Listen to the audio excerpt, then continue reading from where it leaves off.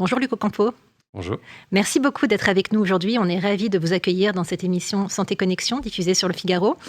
Vous êtes docteur en pharmacie, Luc, et vous avez travaillé pendant une vingtaine d'années dans différents laboratoires internationaux, que ce soit en cancérologie, en dermatologie, en allergologie. Et puis un jour, vous avez eu envie de lancer votre propre laboratoire, un laboratoire spécialisé dans les problèmes de thyroïde, lorsque votre femme a appris qu'elle-même souffrait d'une thyroïdite d'Hashimoto.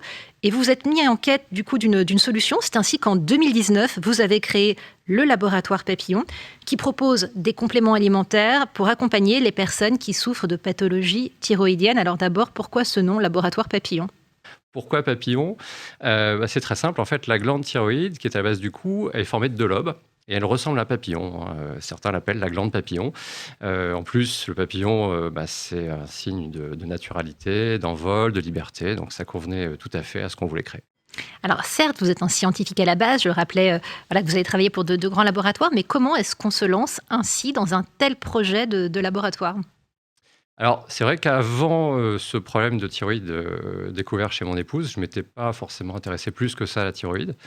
Pendant les études de pharmacie, on vous explique que l'hypothyroïde notamment, c'est assez facile à traiter, puisqu'il suffit en fait de doser les hormones, et s'il n'y a pas assez d'hormones thyroïdiennes, on va combler par l'apport d'hormones synthétiques, la fameuse lévothyroxine.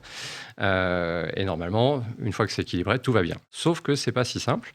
Je me suis beaucoup documenté. C'est vrai que j'ai lu à peu près, je pense, tout ce qu'il y avait à lire sur cette pathologie à l'époque.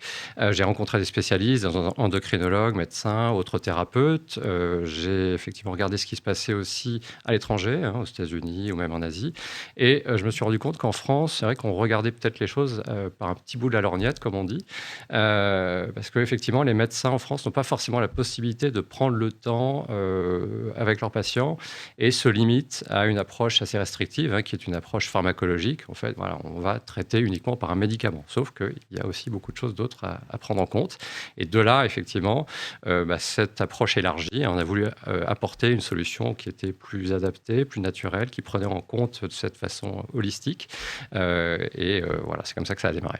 L'hypothyroïdie, est-ce que c'est une pathologie qui est essentiellement féminine ? Oui, tout à fait. Il y a plus de 9 femmes pour un homme, donc c'est très féminin comme pathologie. Alors les étiologies, pour à peu près la moitié, c'est d'origine immunologique, et souvent, ça se déclenche lors de perturbations hormonales, donc souvent à la ménopause, parfois après une grossesse, dans certains cas aussi à l'adolescence, mais effectivement, c'est essentiellement des femmes qui souffrent d'hypothyroïdie. Alors on comprend bien que ça se déclenche à des moments effectivement où les hormones jouent à plein. Quels sont les principaux symptômes ? Je parlais tout à l'heure de fatigabilité, de troubles de la mémoire, il y en a certainement d'autres, de prise de poids. Quels sont les symptômes et dans quelle mesure est-ce que cette pathologie, elle impacte la qualité de vie des patientes ? Alors, il faut comprendre que la thyroïde est probablement, moi je dis, la glande la plus importante de l'organisme. Pourquoi? Parce qu'en fait, les hormones thyroïdiennes qu'elle sécrète, elles vont stimuler le métabolisme énergétique de toutes les cellules. Donc, en fait, en gros, elles vont donner l'énergie à tous vos organes pour fonctionner. Et si on n'a pas assez d'hormones thyroïdiennes, il n'y aura pas assez d'énergie pour faire fonctionner normalement tout le corps, et tout va fonctionner au ralenti. Donc le premier symptôme qu'on retrouve classiquement, c'est une fatigue à l'effort, une difficulté de s'adapter au changement d'environnement, et que c'est un ralentissement. Donc ça va être un ralentissement au niveau du transit, ça va être un ralentissement au niveau de la synthèse de la peau, donc une peau un peu plus sèche, des cheveux cassants, des cheveux qu'on perd plus facilement, une prise de poids aussi un peu inexpliquée, même si on mange normalement, puisqu'en fait, comme on ne consomme pas suffisamment d'énergie, ça se stocke. Et puis, au niveau psychique, ça peut se manifester aussi par des ralentissements, comme des baisses de morale, un petit peu des syndromes un peu dépressifs ou des troubles de la pensée. Donc, c'est assez compliqué de diagnostiquer une hypothyroïdie parce que, comme vous le comprenez, c'est des symptômes à bas bruit qui peuvent être assimilés à plein d'autres choses. Oui, qu'on peut confondre avec autre chose finalement. Exactement. Et alors, pour cette pathologie, comme pour beaucoup d'autres, on le sait, les aspects nutritionnels sont très importants. Mhm. C'est quelque chose que vous prenez en compte, j'imagine, dans les produits que vous proposez ? Oui, absolument. Alors, l'aspect nutritionnel est crucial. Il faut comprendre qu'il peut y avoir beaucoup des carences un peu plus fréquentes chez les personnes en hypothyroïdie parce que comme c'est ralenti au niveau digestif, il y a une absorption d'éléments qui peut se faire de façon moins bonne. Et on observe plus de carences chez les personnes en hypothyroïdie, des éléments classiques, hein, tels du fer, du zinc, du sélénium et autres. Or, tous ces éléments sont absolument indispensables pour la fonction thyroïdienne, que ce soit pour la synthèse des hormones naturelles, on a besoin d'iode, il y a aussi des carences d'iode assez fréquentes. On a besoin aussi de cofacteurs à une enzyme qui va permettre en fait de transformer la fameuse lévothyroxine, hein, l'hormone T4, c'est l'hormone qu'on va apporter notamment quand on traite. La lévothyroxine, c'est une pro-hormone, c'est-à-dire que pour être active, elle doit être transformée, elle doit perdre un atome d'iode, et pour ça, il faut une enzyme, la désiodase, et qui a des cofacteurs, et les cofacteurs, ça peut être du fer, du zinc, certaines vitamines. Et donc, il suffit parfois d'apporter ces éléments pour rebooster de façon naturelle, en fait, la synthèse et la transformation des hormones thyroïdiennes. Pour rebooster, mais aussi pour équilibrer, parce que finalement, votre gamme de compléments alimentaires, elle est faite pour être prise en association avec le produit phare de votre gamme qui s'appelle Nathyroïde et qui sert à équilibrer la thyroïde précisément, c'est bien ça? Oui, alors on a formulé effectivement ce fameux Nathyroïde, hein, qui est notre complément qui a fait la naissance du laboratoire, qui va réguler de façon naturelle la synthèse et la conversion des hormones thyroïdiennes. Et autour de ça, c'est vrai que la symptomatologie, elle se manifeste différemment selon les personnes. Chez certaines personnes, ça sera plutôt les problèmes de poids, d'autres, ça sera plutôt des problèmes d'adaptation au stress, d'autres, ça sera plutôt au niveau des cheveux. Et donc, on a créé une gamme de produits complémentaires à l'action de Nathyroïde et pour adresser spécifiquement ces symptômes. Et donc, cette gamme peut être prise, hein, elle a été formulée pour être absolument complémentaire, sans risque, sans excès de dose en l'un ou l'autre des éléments, et de façon aussi synergique. Et alors, ils sont fabriqués où, tous vos produits? Ils sont fabriqués en France. On a une usine dans la Drôme, hein, près de Loriol, une autre usine en Bretagne, hein, près de Rennes, à Châteaugiron. Ce sont des sites certifiés ISO 22000. Il faut savoir que la qualité, pour moi, c'est essentiel, hein. Je viens de l'industrie pharmaceutique. Donc, on est vraiment très strict là-dessus. Tous les ingrédients sont vraiment rigoureusement choisis. Pour ceux qui connaissent, par exemple, on utilise pour le fer ou le zinc des bisglycinates, des formes bisglycinates qui sont bien mieux assimilées. Pour la vitamine B9, par exemple, c'est la forme méthylée également qui est assimilée par beaucoup plus de personnes. Donc tout ça, ça a un coût.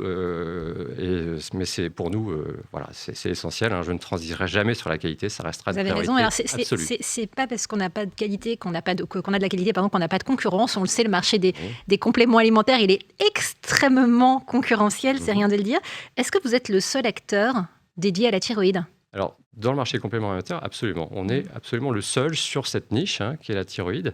Alors, c'est une niche, mais qui est néanmoins importante, puisque en France, vous avez plus de 6 millions de personnes qui sont touchées par des problèmes de thyroïde. Donc, oui, ça touche beaucoup de monde. On travaille beaucoup avec les spécialistes, hein, avec les endocrinologues notamment, qui connaissent et qui utilisent de plus en plus nos produits. Je vous interromps, les endocrinologues ont beau prescrire effectivement des traitements qu'on va qualifier de chimiques, Mmh. ils sont de plus en plus nombreux à proposer à leurs patients des traitements naturels à base de plantes. Oui, effectivement, et d'où effectivement l'utilisation de la thyroïde, parce que dans beaucoup de cas, en fait, quand un traitement hormonal n'est pas nécessaire, on sait aussi, hein, que c'est même contre-productif, hein. Les autorités de santé, par exemple, ou même les sociétés savantes, en 2023, ont redéfini complètement les recommandations pour la prescription de lévothyroxine, parce qu'on a compris que c'était beaucoup trop prescrit et trop tôt. Et on sait aujourd'hui qu'il faut attendre, hein, puisque ça peut être contre-productif. Si on traite trop tôt et qu'on ajoute des hormones de synthèse, la thyroïde va devenir paresseuse et elle ne pourra plus se passer d'hormones de synthèse. Alors, il faut quand même préciser que les compléments alimentaires, quels qu'ils soient, ne se substituent pas à un traitement médical. Il faut quand même le rappeler. C'est très important, Ouais. très important, hein. On n'est pas là pour se substituer à un traitement médical quand il est nécessaire. La prise en charge, elle doit s'effectuer, bien sûr, avec son médecin. Effectivement, l'utilisation de nos produits va se faire dans un schéma médicalisé, hein. C'est très important. En quelques mots, quels sont vos projets pour l'avenir, Luc?